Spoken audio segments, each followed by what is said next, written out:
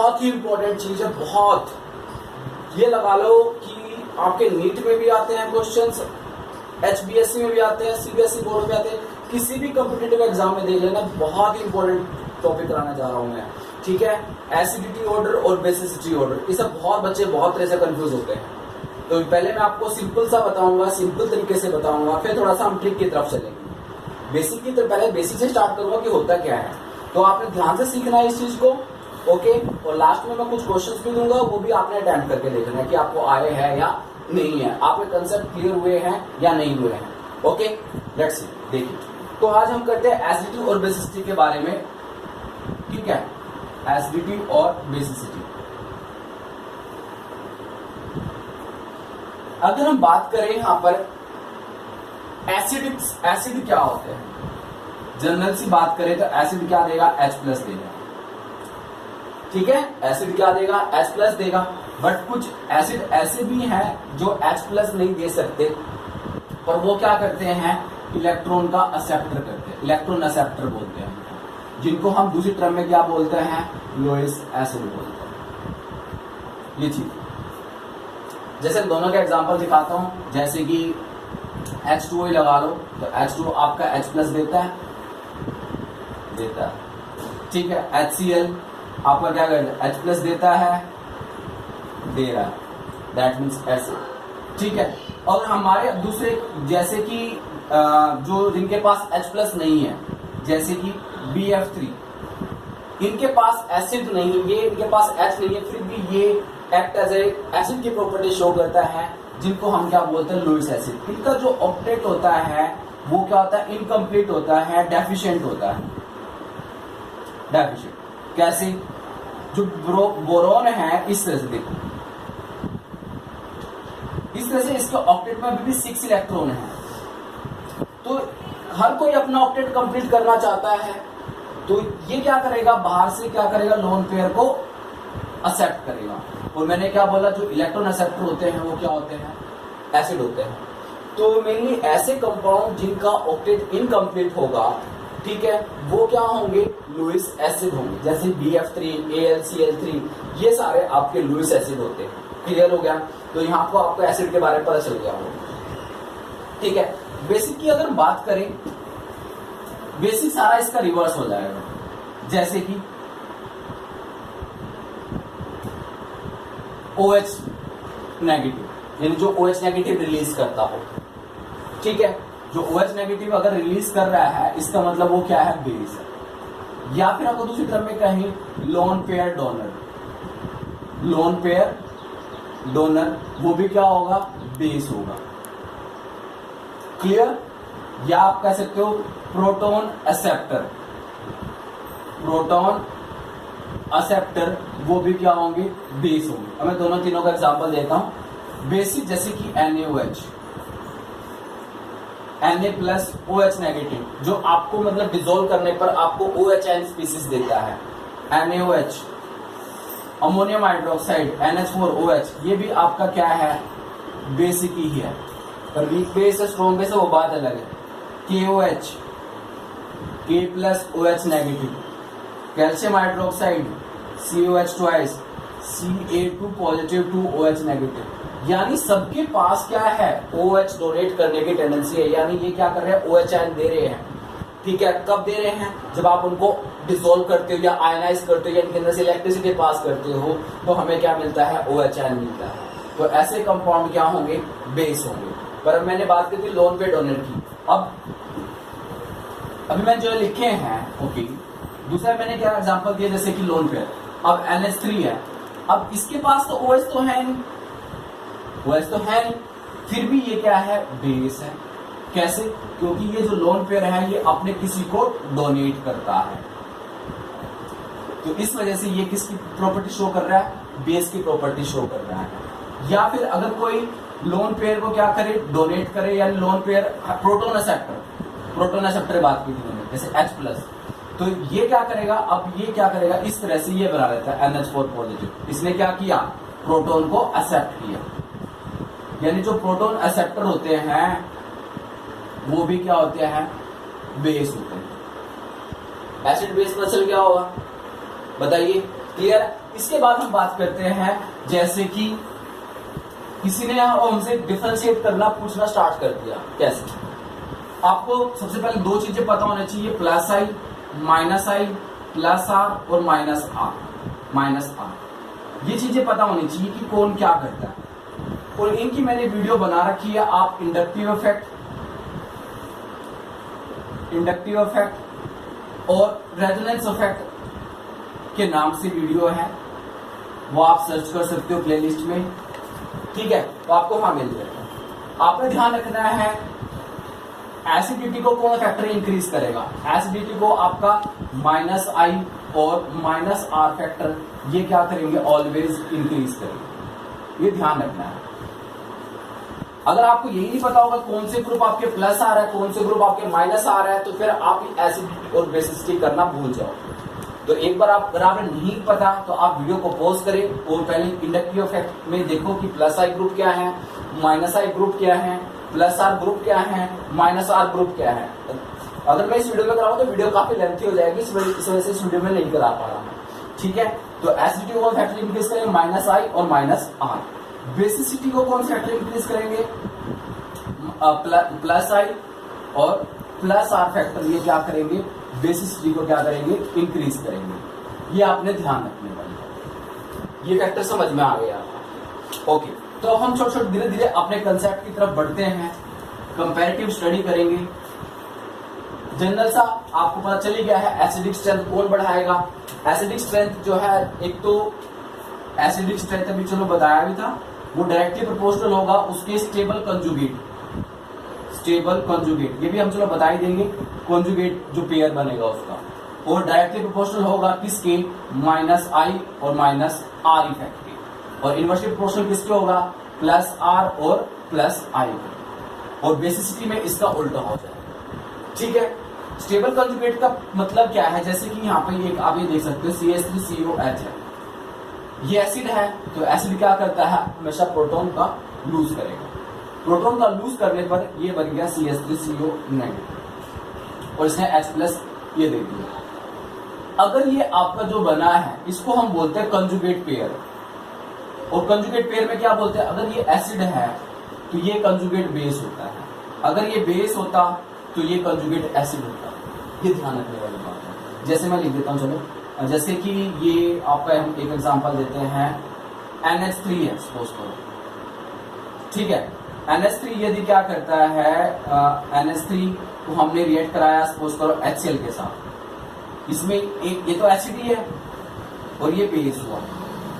Base ने क्या किया? एसिड ने तो प्रोटॉन लूज कर दिया, प्रोटॉन लूज करके क्या बन गया? क्लोरीन नेगेटिव, और इसने प्रोटॉन एक्सेप्ट कर लिया, बन गया NH4 पॉजिटिव। आपसे पूछा कि NH3 का कंजुगेट पेयर क्या बना, तो NH3 का ये बेस है, तो ये क्या बना? कंजुगेट एसिड बना। अगर ये एसिड है तो ये क्या बना? कंजुगेट बेस बना। तो इससे आप पता लगा सकते हो कौन एसिड है, कौन बेस है, कौन उसका कंजुगेट एसिड बनेगा, कौन उसका कंजुगेट बेस बनेगा। इस तरह से आप पता लगा सकते हो। हम बात करते हैं स्टेबल के बारे में।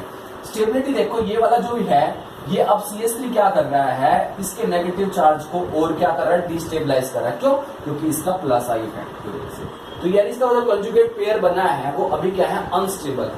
थोड़ा सा हम कंपैरेटिवली स्टडी करेंगे तो आपको पता चल जाएगा कि ये वीक एसिड है या वीक क्या है क्या नहीं है। तो हम देखते हैं। इसके बाद हाँ, क्वेश्चन क्या आता है? आपको दिया हुआ है अब हम एसिड के बारे में थोड़ा स्टडी कर रहे हैं। आपको एक वाटर दे रखा है, एक आपको अल्कोहल दे रखा है और एक आपको फिनोल दे रखा है। आपसे ये पूछ लिया गया है कि स्ट्रॉन्ग एसिड कौन सा है। तो हमने, अगर हम इन दोनों में बात करें, किसी बात करें, बात की बात, चलो पहले इन दोनों को देख लेते हैं, फर्स्ट और सेकंड।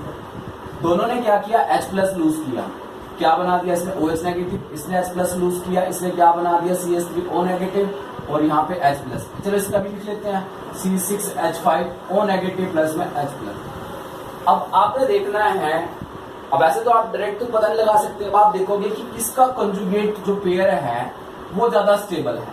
कंजुगेट पेयर जिसका ज्यादा स्टेबल होगा वो स्ट्रॉन्ग एसिड होगा, ये बात ध्यान में रखना। अब आपने स्ट्रक्चर बना लिया H+, ये तो H+ ही है, और तो इसका कंजुगेट सॉरी ये बना OH नेगेटिव है। इसके बाद ये बना आपका CH3O नेगेटिव और ये बना आपका ये, जिसको हम बोलते हैं फिनॉक्साइड आयन। तो ये फिनॉक्साइड आयन है, ये रेजोनेंस स्टेबलाइज आ गया इस तरह से, ये रेजोनेंस स्टेबलाइज इस तरह से आपने बना के दिखा दिया इस तरह से, ठीक है। फर्दर इस तरह स्ट्रक्चर आपने बना के दिखा दिया, तो 5 इसकी रेजोनेटिव स्ट्रक्चर बन गई है, 5 रेजोनेटिव स्ट्रक्चर बन गई, क्लियर। जबकि इसके अंदर क्या देखा गया कि ये जो CH3 है उसका होता है प्लस आई इफेक्ट, और मैंने आपको बताया था हमेशा नेगेटिव चार्ज को कौन स्टेबलाइज करेगा भाई, electron withdrawing group. Electron withdrawing group में कौन कौन से -I और -R ग्रुप होंगे, वो हमेशा क्या करेंगे, स्टेबलाइज करेंगे, ये आपने ध्यान रखना है। प्लस पॉजिटिव चार्ज को कौन स्टेबलाइज करेगा, इलेक्ट्रॉन डोनेटिंग ग्रुप में कौन कौन आ जाएगा आपका +I और +R ग्रुप, ये ऑलवेज क्या करेंगे, इनको स्टेबलाइज करेंगे। अब यहां देखो आप, यहाँ पे चार्ज है नेगेटिव और यहाँ पे जो ग्रुप लगा हुआ है वो +I, तो +I इस नेगेटिव चार्ज को क्या कर रहा है, क्या कर रहा है, अपोजिट है ना इसका, यानी ये क्या कर रहा है, डिस्टेबलाइज कर रहा है। एक फैक्टर तो यहां से आ गया। दूसरा फैक्टर, जबकि यहाँ पर ये वाला जो ग्रुप लगा हुआ है वो इस O नेगेटिव से खींच रहा है, इलेक्ट्रॉन विड्रॉइंग, यानी इसका काम क्या हो रहा है, -R की तरह काम कर रहा है। कैसे, इलेक्ट्रॉन को विड्रॉ कर रहा है ना, कैसे, बेंजीन देखो, बेंजीन पे इलेक्ट्रॉन जा रहे हैं, नहीं जा रहे, इसके ऑक्सीजन पे जा रहे हैं, तो इस वजह से ये क्या कर रहा है, इसको स्टेबलाइज कर रहा है। तो ज्यादा स्टेबल कौन हुआ, दिस वन, और उससे कम ये हुआ। तो हम ओवरऑल कंक्लूजन बताते हैं अब आपको। मैंने बताया बेटा कि यहाँ पर जो ग्रुप लगा हुआ है CH3, वो इस O नेगेटिव चार्ज को क्या कर रहा है, डिस्टेबलाइज कर रहा है, जबकि इसमें ऐसा कुछ भी नहीं है। तो वाटर और मिथेनॉल में अगर आपसे पूछा जाए स्ट्रॉन्ग एसिड कौन होगा, तो water is the stronger acid than methanol, clear. अगर आपसे पूछा जाता है मिथेनॉल और फिनॉल के अंदर स्ट्रॉन्गर एसिड कौन होगा, फिनॉल, C6H5, और यहाँ पे आपका क्या आ जाएगा, CH3OH, ठीक है। रीजन क्या आएगा, आप बताओगे कि आफ्टर लूजिंग ए प्रोटॉन फिनॉल फॉर्म क्या बनाता है, फिनॉक्साइड आयन, क्या बनाता है, फिनॉक्साइड। फिनॉक्साइड क्या होता है, बेंजीन के ऊपर O negative, and after removal of hydrogen ion it will form CH3O negative ion, ये बताओ। फिर आप बताओगे कि in case of A phenoxide the negative charge is delocalized over the benzene ring which is stabilized by resonance. That's why phenoxide ion is more stable than methoxide, जो भी आपका बना सो। ओके, तो यहाँ पर रीजन आपको समझ में आ गया होगा कि why phenol is more acidic than methanol, जबकि मिथेनॉल के अंदर कोई भी रेजोनेटिंग स्ट्रक्चर नहीं बनती, जबकि फिनॉल के अंदर हमारी रेजोनेटिंग स्ट्रक्चर बनती है। एक कंसेप्ट क्लियर हुआ है। सामने दूसरा क्वेश्चन आता है। अभी हमने जो एक्सप्लेन किया था, क्या, मिथेनॉल, फिनॉल और वाटर को तीनों को कंपैरेटिवली स्टडी करा, और सबसे ज्यादा एसिडिक कौन है और क्यों है वो आपको बताया। और दूसरा अब आपको बता रहे हैं, क्या आपके पास है, एक फिनॉल है और दूसरा क्या है, एसिटिक एसिड है। आपसे पूछा गया कि सबसे ज्यादा एसिडिक कौन है, ओके, H+ लूज कराइए, फिनॉक्साइड आयन बन गया, O नेगेटिव बन गया, H+ लूज कराया गया, CH3CO, O नेगेटिव बना, क्लियर। इसका रेजोनेंस बनाया गया इस तरह से, डबल बॉन्ड O नेगेटिव, इस तरह से स्ट्रक्चर बनती है। जो आपने इसका रेजोनेंस बनाया, तो ये बन गई स्ट्रक्चर, ऐसे तो बनेगी, ऐसे बनेगी। तो ये देखिए भाई, दोनों की दोनों जो स्ट्रक्चर है वो आपकी क्या है, इक्वल है, फर्स्ट और सेकंड। जबकि ये जो फर्स्ट स्ट्रक्चर है और ये सेकंड स्ट्रक्चर है, ये दोनों कैसी हैं आपकी, अनइक्वल है या नहीं है। जबकि इसमें ओपन नेगेटिव है, ठीक है, डबल बॉन्ड O है, डबल बॉन्ड O है, दोनों स्ट्रक्चर इक्वल है। एक कंसेप्ट तो ये कहता है अगर आपकी रेजोनेटिव स्ट्रक्चर क्या बन रही है, इक्वल बन रही है, तो वो मोर स्टेबल होता है, मोर स्टेबल। और जो प्रोडक्ट आपका, जो स्ट्रक्चर आपके ज्यादा स्टेबल बनते हैं वो एसिडिक भी ज्यादा होते हैं। एक कंसेप्ट तो ये। दूसरा कंसेप्ट क्या कहता है कि in case of A phenol the negative charge is delocalized over the carbon atom, over the carbon atom which is less electronegative, which is less electronegative किससे? ऑक्सीजन से। पहले नेगेटिव चार्ज कहां था, बताइए कहां था?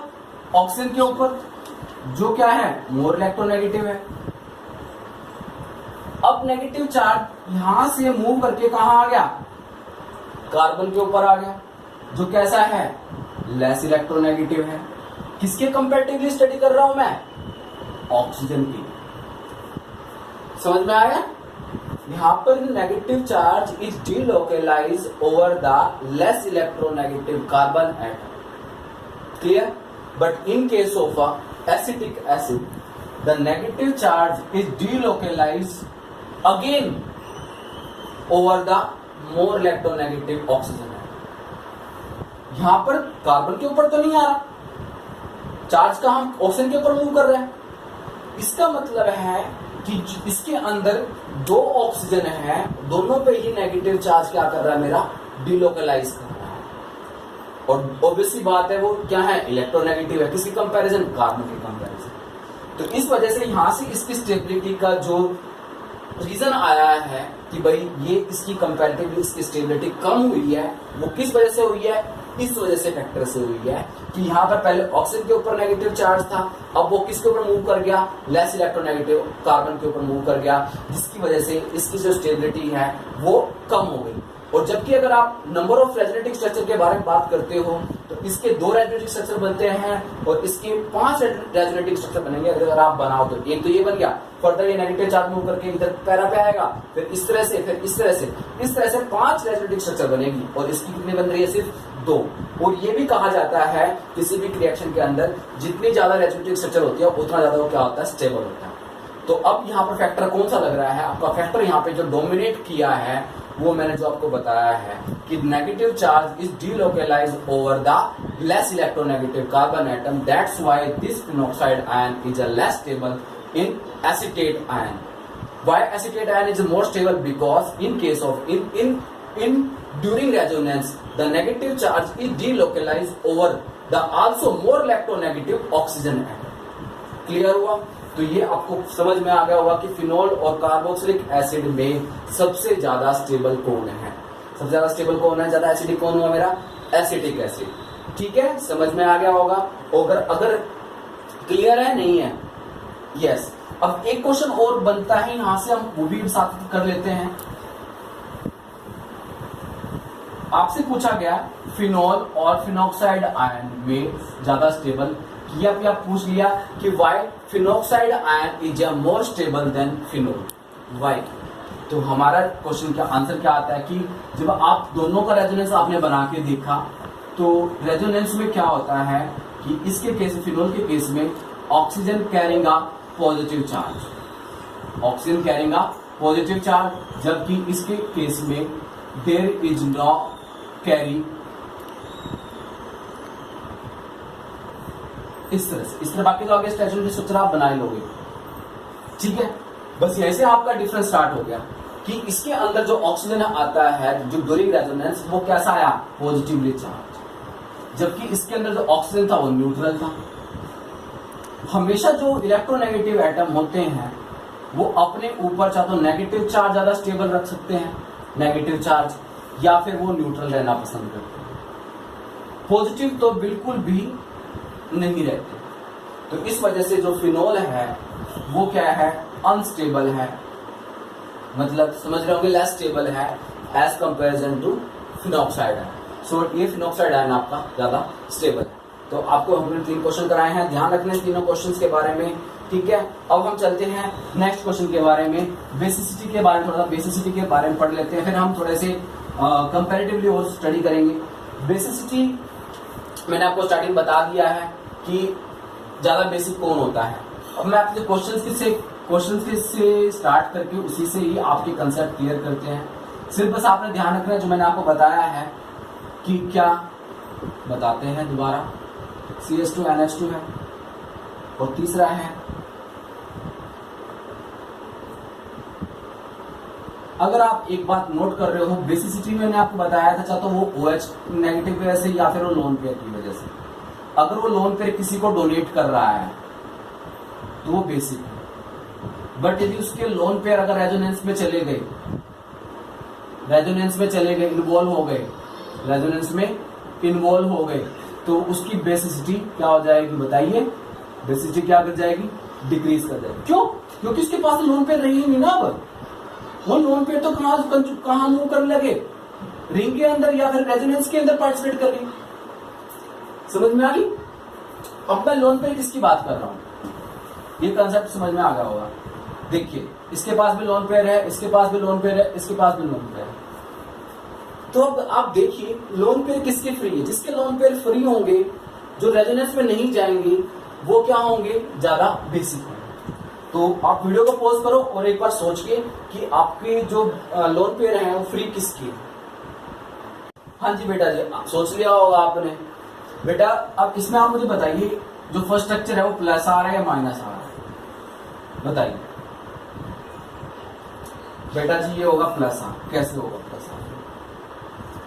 मैंने बताया था अगर आपके जो लोन पेयर हैं, अगर किसी स्पीसीज के ऊपर लोन पेयर है तो बेंजीन को अगर जो इलेक्ट्रॉन दे रहा है, आपने इसका इफेक्ट देखना, इसका ना कि इसका। आप इसका देखो फिलहाल कि ये बेंजीन रिंग को क्या कर रहा है? इलेक्ट्रॉन दे रहा है। जिसका आपको इफेक्ट पूछा गया आप उसी का इफेक्ट देखिए। अगर मैं पूछू ना यहाँ बेंजीन का क्या इफेक्ट है, तो यहाँ बेंजीन ले रहा है तो उसका बेंजीन का माइनस आ हुआ। मैं पूछ रहा हूँ इसका, जो ये ऊपर ग्रुप लगाया हुआ, इसका क्या इफेक्ट है? बेटा जी ये बेंजीन ये क्या करेगा? इलेक्ट्रॉन देगा, ऐसे देगा ना, ऐसे। तो जो कोई भी इलेक्ट्रॉन दे रहा है तो उसको हम क्या बोलेंगे? इलेक्ट्रॉन डोनेटिंग ग्रुप बोलेंगे।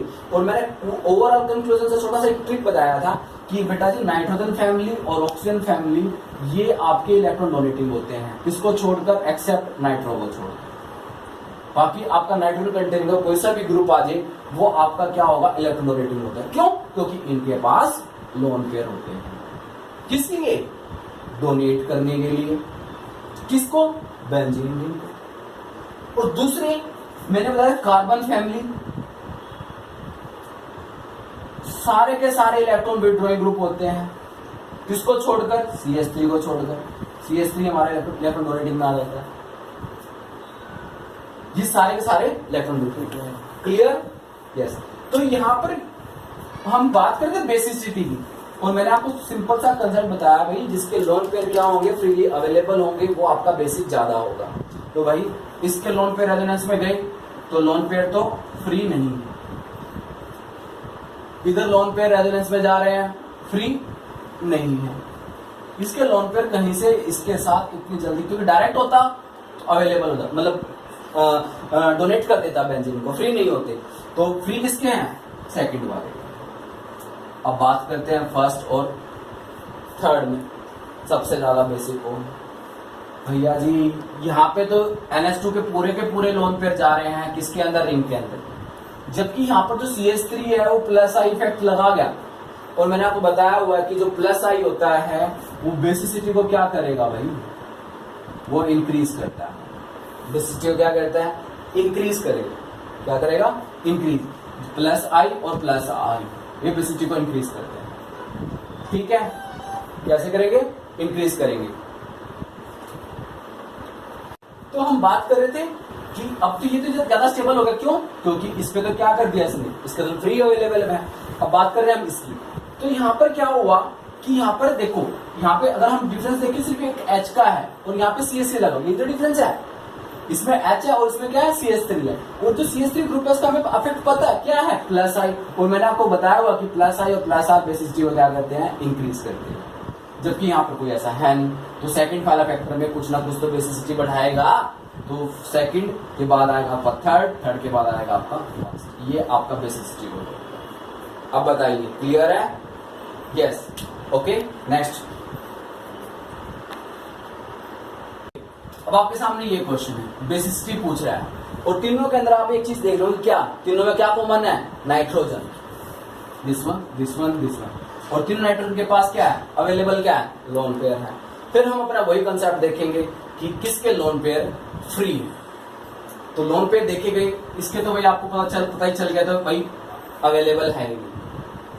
अब आप इस पे आ जाओ, इस पे आ जाओ। यहां पर जो नाइट्रोजन है, अगर आप उसकी हाइब्रिडेशन निकालते हो, कैसा है वो? sp2। कैसे निकाला मैंने?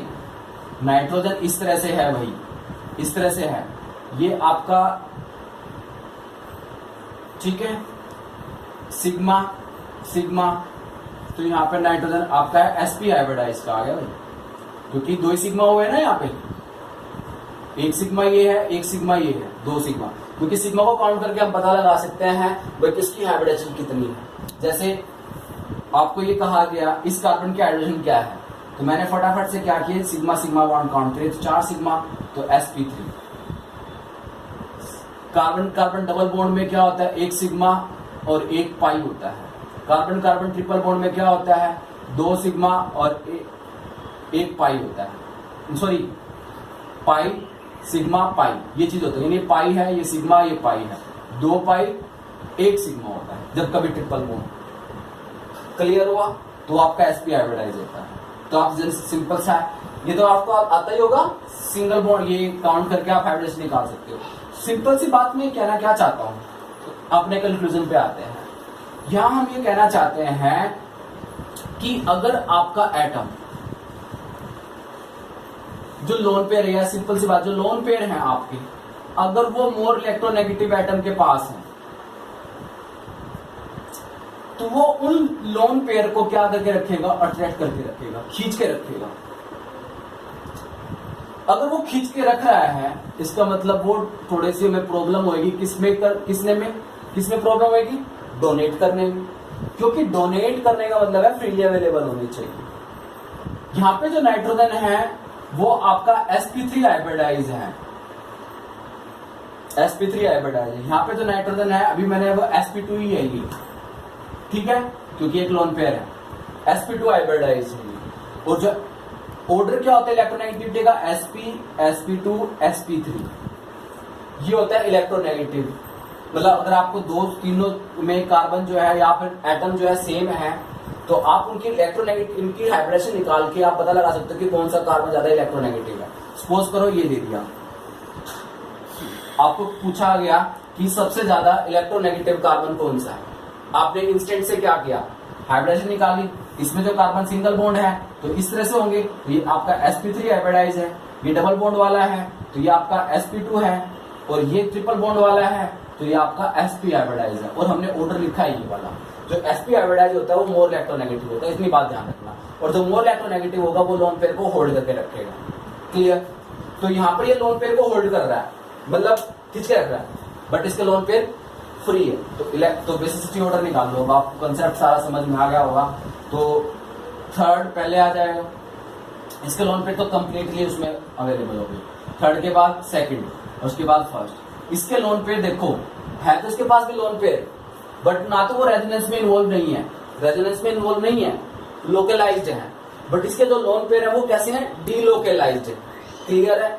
डीलोकलाइज्ड लोन पेयर जो होते हैं वो बेसिसिटी को डिक्रीज करते हैं।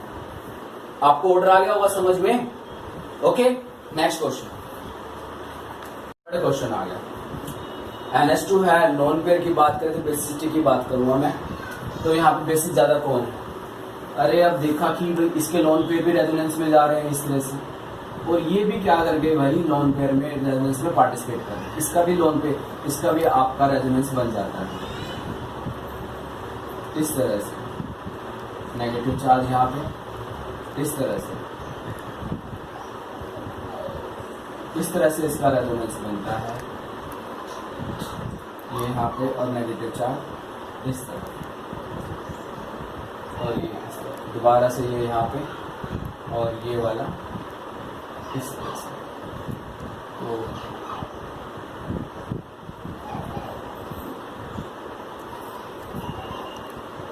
ये यहाँ पे गया और यहाँ पे आ गया। तो जैसे ये यहाँ पे जाएगा तो ये हमारा नेगेटिव चार्ज इधर, तो क्योंकि अभी भी इस तरह से इसका रेजोनेंस तो ये बनता चला जाएगा, ये यहाँ पे नेगेटिव चार्ज यहाँ पे, ये इस तरह से, फिर ये वापस यहाँ पे, ये यहाँ पे, और ये आपको वापस आ जाएगा स्ट्रक्चर। सिंपल सी बात ही कहने का मतलब ये है कि इसमें रेजोनेंस होगा, क्या होगा, इसमें रेजोनेंस होगा, और ज़्यादा रेजोनेंस होगा इसके कम होगा। कैसे कि भाई क्योंकि जो इसके लोन पेयर हैं वो एरोमेटिसिटी बना लेते हैं, मतलब 6 पाई इलेक्ट्रॉन बन जाते हैं, जबकि इसके लोन पेयर अगर हम ना भी रोल करें तब भी हमारा बेंजीन रिंग ज़्यादा स्टेबल है। तो बेसिसिटी सबसे ज़्यादा जो आएगी इसकी है। क्यों आएगी? क्योंकि less resonance of lone pair, ठीक है। तो लोन पेयर जो होंगे इसके इन्वॉल्वमेंट तो है बट एज कंपेरेटिवली, ठीक है, वो कम होंगे इसके, ठीक है। तो ज़्यादा बेसिक ये होगा। एक और कर लेते हैं, कैसे? अगर आपसे ये पूछा जाता क्या ये खाली ये दे देते तो ये ज़्यादा बेसिक आ जाता। अब जैसे मैंने बताया हाइट को देख लेते हैं इसकी, ये आपका जो भी है नाइट्रोजन जो है इसके पास डबल बॉन्ड करेक्टर आ जाएगा, रेजोनेंस आ जाएगा, इसमें रेजोनेंस नहीं होगा। ठीक, नेक्स्ट जो है आपके पास एक है पिरिडीन, दूसरा है आपका इस तरह से है, तीसरा जो है आपका ये है, चौथा जो है आपका ये है, इधर भी नाइट्रोजन है, इधर भी नाइट्रोजन है, इसके पास भी लोन पेयर है, इसके पास भी लोन पेयर है। फर्स्ट, सेकंड, थर्ड, फोर्थ, सबसे ज़्यादा बेसिक कौन होगा? अब हमने देखा कि इसको तो अभी बाद में कंसिडर करते हैं, इसमें चलते हैं। जितने ज़्यादा नाइट्रोजन उतना ज़्यादा बेसिक होगा। फोर्थ पे तो आ गया ही। इसके बाद इसमें भी नाइट्रोजन है, इसमें भी नाइट्रोजन है, इसमें ऑक्सीजन है, इसमें ऑक्सीजन है और इसमें यहाँ पे कौन है? कार्बन है। यही तो डिफरेंस है। ऑक्सीजन क्या करेगा?